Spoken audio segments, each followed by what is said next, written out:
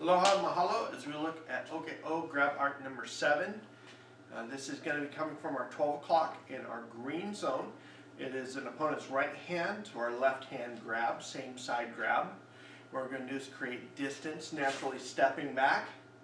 And as I do so, I'm going to bring my hand across my body, turning our opponent's right hand, canceling their second weapon.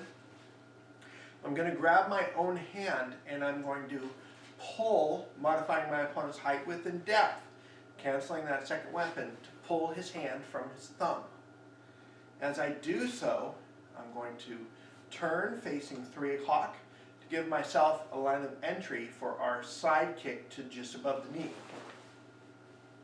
As I do so, I'm going to land, see if he needs more, and if not, then I'm going to go to a zone of sanctuary. In my particular case, either 430 or 730. Since my right leg is already at 430, I'm going to cross first 180 and cover the second 180 towards 430.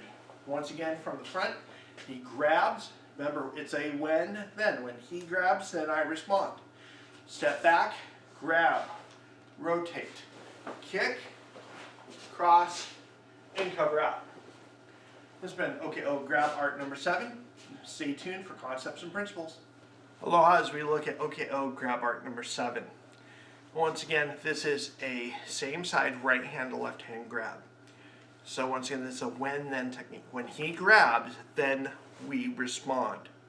In this particular case, we want to modify our opponent's height, width, and depth, giving us time. One of the first concepts and principles in this technique. I do that by stepping back and bringing him with me before I effect opening up the gate of his thumb. We do that once again by pulling against the gate using both of our hands as leverage to open up the gate and allowing our wrist freedom.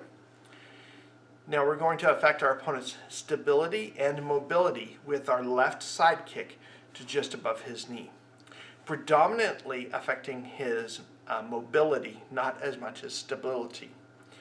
Now, it depends on the angle by which you're going to attack that knee. In the video done by GGM Groff, here's the stick.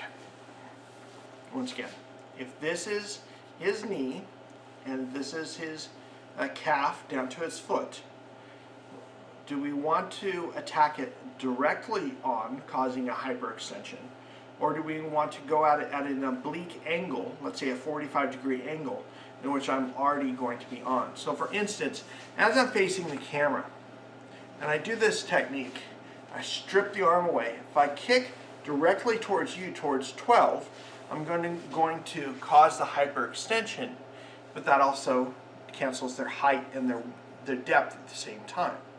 If I go at an oblique angle, for instance, my 130, if it comes in at this knee, I get a corkscrewing or rotation, drilling my opponent into the ground, and also at the same time, because I'm coming from a different angle, it allows my avenue of escape tar to be set. So for instance, as I step back a little bit, and I do this technique, he grabs, I come back.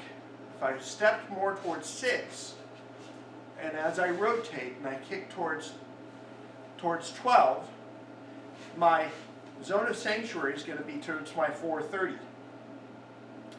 Now again, if I instead purposely step more towards 430, cancel the grip. Now my side kick is going to be coming from his 1030, my 430. It allows me then, once I'm done with the kick, to immediately cross and cover out towards 430, rather than having to make extra steps to go at a 45-degree angle. Once again, this introduces a new phrase for you guys called make distance your friend. Now, making distance your friend can go two ways. You can either close the distance or you can create more distance. Distance management is going to become huge in talking about the techniques from here on forward.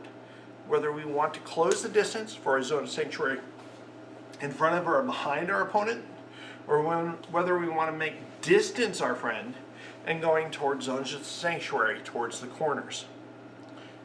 Each individual technique is going to dictate how we manage that distance. With that, this has been OKO Grab Art number 7, Concepts and Principles. Aloha, mahalo, and live pono.